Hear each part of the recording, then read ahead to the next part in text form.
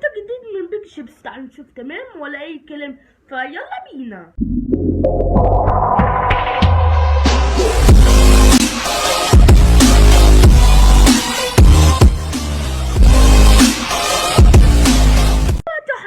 ازيكم يا جدعان، عاملين ايه؟ كله تمام ان شاء الله، بيكون كله تمام جدا. وحشتوني قوي، بقالي كتير ما عملتش فيديوهات عشان انا عندي امتحانات من امتحانات اخر السنه. معلش انا اسف، معلش حقكم عليا. انا دلوقتي رجعت لكم يا بشر. فالمهم بقى، انا هجرب منتج جديد عالمي، منتج اجدد بكتير في 2023. فعشان كده قررنا ان احنا هنجرب منتج جديد في 2023. هننده على سوسته.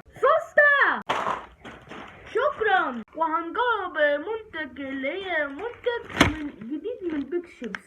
بيج شيبس دخلت في حوار اسمها بيج شيبس كتل كوكيد. ما احنا ما عندناش غير ده بس. عايز تعرف انا جبت منين؟ عارف مين؟ هتلاقيه عنده وتشتريه بس كده. بقى شيبسية اضخم سنة فتبقى مقرمشة اوي زي العسل.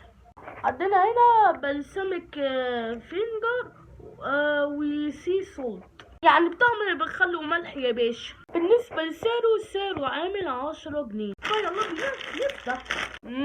كمية حلوة. بص شكلها عامل ازاي. دي حلوة وجميلة ولذيذة وطعمها زي العسل بالظبط. بسم الله ما شاء الله. الكمية دي كمية كبيرة جدا، فأكيد هتبقى بطاطس تخينة شوية صغننين مقرمشة أكتر.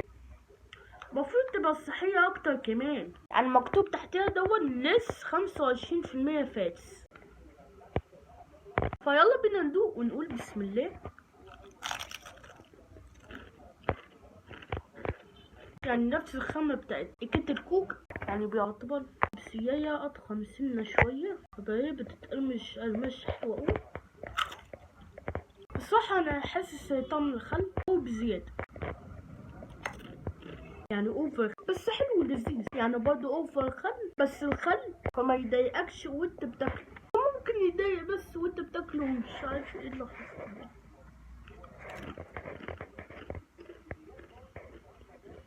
عمال الخل اوفر دوز. لو هو كان مكتوب كده انا هتعب من الخل لو كنته كتير اهو. طعمه قوي. انا هعطيله